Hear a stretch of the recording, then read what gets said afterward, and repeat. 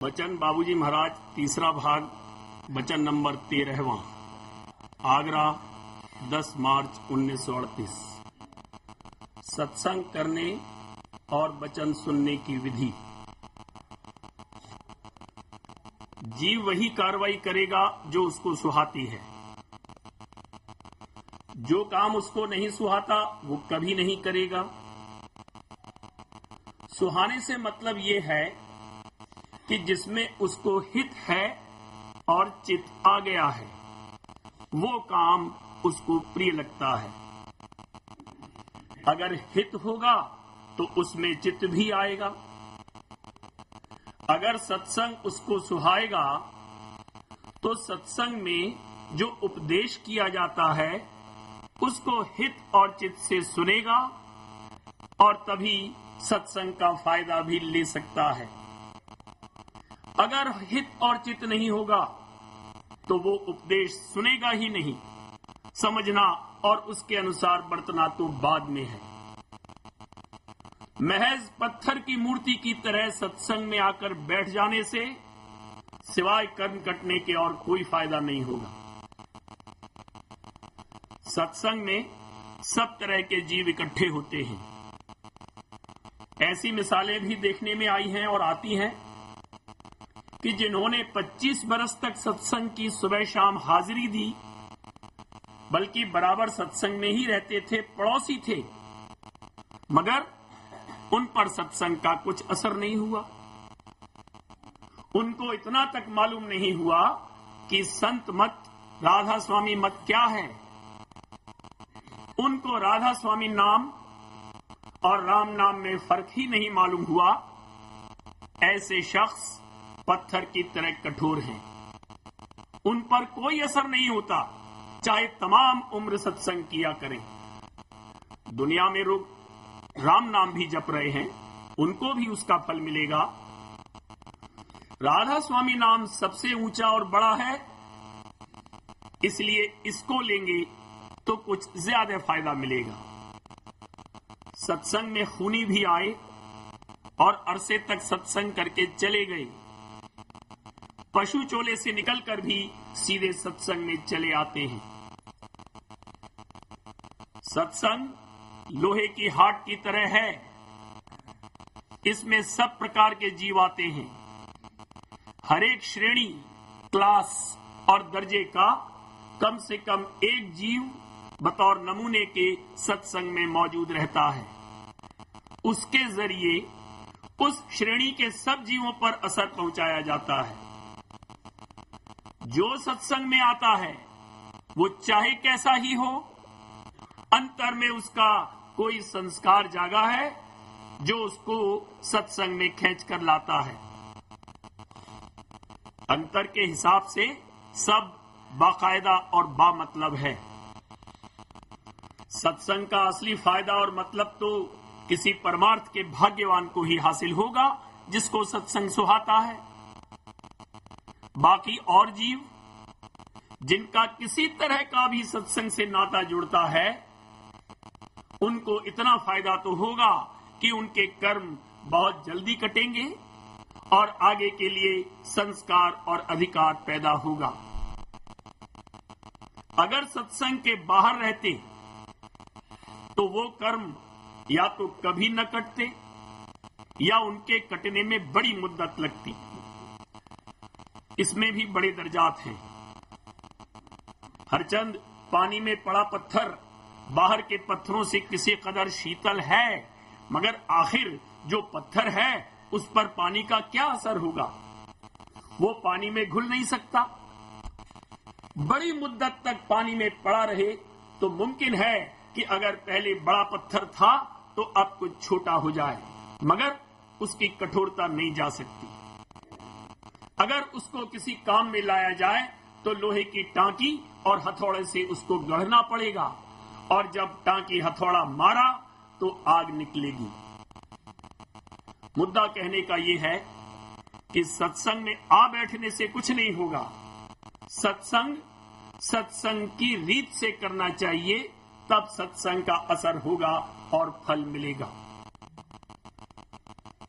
सत्संग में बराबर गढ़त हो रही है, जिस सत्संग में मन की गढ़त न हो वो असल में सत्संग नहीं है।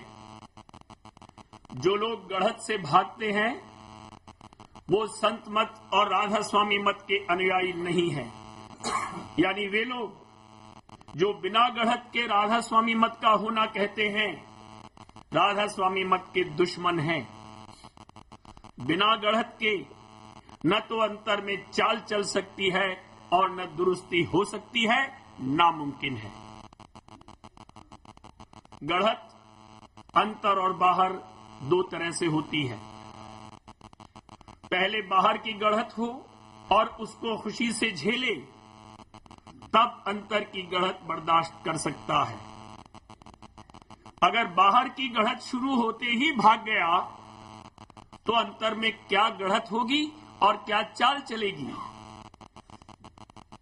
जो जीव परमार्थ के भाग्यवान नहीं है वे गढ़त नहीं करा सकते।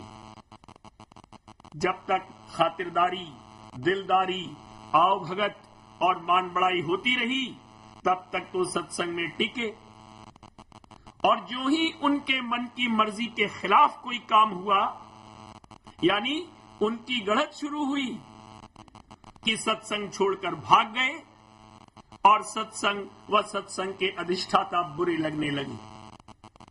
30-30, 40-40 बरस तक सत्संग करने के बाद भी ये हालत है।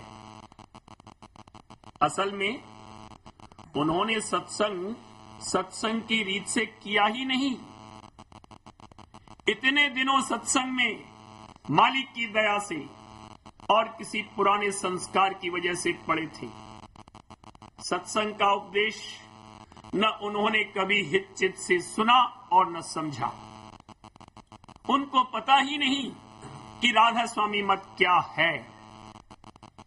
एक मानी में तो अब जबकि गढ़त होने लगी थी उनका परमार्थ बनना शुरू होता, मगर भाग गए। जिस अकड़ और पकड़ को लिए हुए बैठे थे उसको तोड़ने का वक्त आया कि भिन्ना गए। वजह इसकी यह है कि परमार्थ के भाग्यवान नहीं हैं। जो परमार्थी और भक्तजन हैं वे तो चाहते हैं कि गढ़त के लिए कोई बीमारी हमेशा हमारे पीछे लगी रहे और कोई न कोई दिक्कत, तरद्दुद, मुसीबत और तकलीफ हमेशा बनी रहे। ताड़मार, फटकार, निरादर, भीचा भांची बड़ी खुशी से बर्दाश्त करते हैं, और अगर न बर्दाश्त हो तो बर्दाश्त की ताकत मांगते हैं, मगर गढ़त से नहीं घबराते। अगर गढ़त न हो तो पुकारते हैं कि गढ़त हो। सत्संग में सबकी गढ़त हो रही है, कोई खाली नहीं है। सिर्फ बात यह है कि इसको सत्संग सुहाने लगे और छोड़कर भाग न जावे। अगर ये बाहर की गढ़त नहीं बर्दाश्त कर सकता तो अंतर में क्या चलेगा। अंतर में तो एक एक छिन में और पल पल में रद्दोबदल हो रही है। अगर रद्दोबदल हो तो समझना चाहिए कि चाल चल रही है। बातें बनाना और बात है और वाकई अंतर में चाल चलना और बात है। सत्संग में ऐसे बहुत से शख्स हैं कि जिनके सूरत और मन सिमटते हैं, ये ठीक है। चाल चलना और बात है, वो तो बिना गढ़त और रद्दोबदल के हुए नहीं हो सकती। 5 मिनट में सत्यलोक की सैर कराना या करा देना, इस तरह की सब बातें सत्संग और परमार्थ का मजाक उड़ाना है।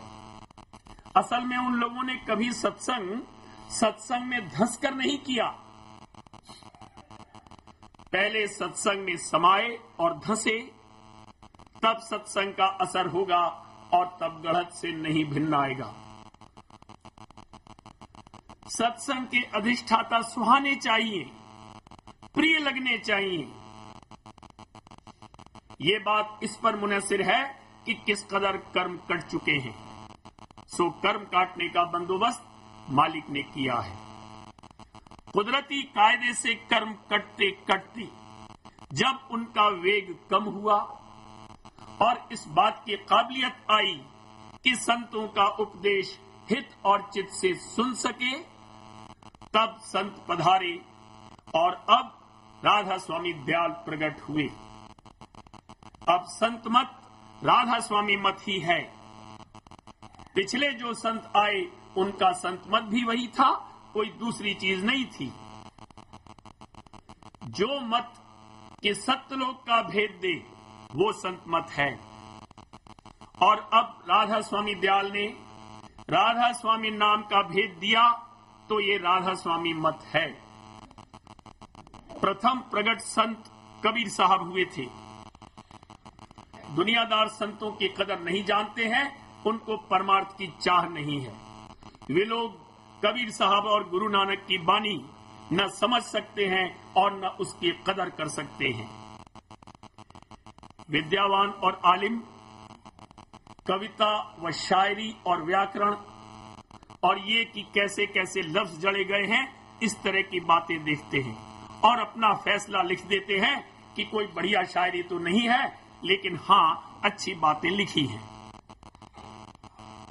दुनिया का अजब हाल है। संत साध महात्माओं का उपदेश हित और चित्त से सुनने वाला कोई नहीं है। अगर किसी ओझले में कहा जाए तो वो सुन भी लेते हैं।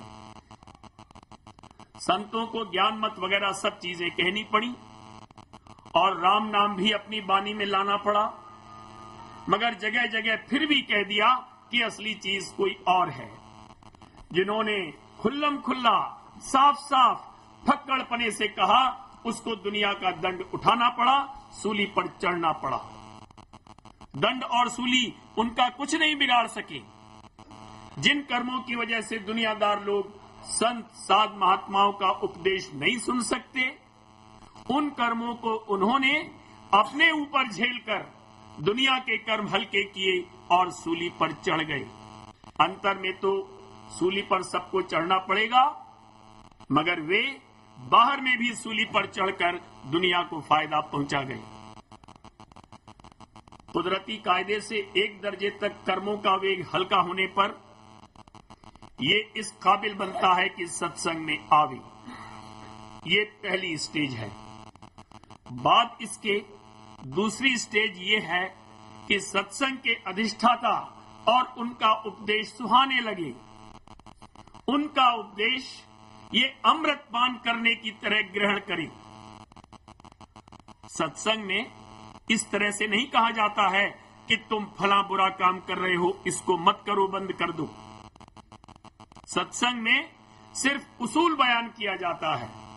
इसलिए ये निहायत जरूरी है कि ये सत्संग का उपदेश हित चित्त से सुने और वो इसको सुहाए। बजाय सुहाने के अगर ये उसको सुनकर भिन्न ना उठे और अकड़ जाए या भाग जाए तो फिर कुछ फायदा नहीं होगा। उपदेश और वचन के वक्त किसी और चीज का ख्याल नहीं करना चाहिए। जैसे अमृत पी रहा हो, इस तरह से बड़े हित और चित्त के साथ सुने जाना चाहिए। जैसा ऊपर कहा गया है, सत्संग में सिर्फ उसूल बयान किया जाता है और उसको सुनकर उसी वक्त अगर ये ख्याल करने लगा कि ये अंग तो मुझ में नहीं है, या ऐसा काम तो मैंने नहीं किया था, या कि फला बात तो ऐसी है, गलत कही जा रही है, या कि जो करतूत इसने पहले की है उसको चर्चा से विधि मिलाकर या अपने मुआफिक चर्चा के मानी लगाकर उसको ठीक और दुरुस्त साबित करने की कोशिश में लग गया, या जैसे कचहरी में मुल्जिम अपने इल्जाम की सफाई के लिए वकालत करता है, उस तरह ये उसमें लग गया, तो ये वही बात हुई कि चोर की दाढ़ी में तिनका। चाहिए कि जितने वक्त वचन व चर्चा हो उतनी देर के लिए इन ख्यालात को बंद रखें, बाद में इनका गुनावन और अपनी सफाई की वकालत करें। अगर उसी वक्त ये काम करने लग गया तो न सुन सकेगा, न समझ सकेगा, न याद रख सकेगा और न उसके मुआफिक अमल कर सकेगा, तो फिर फायदा भी क्या होगा।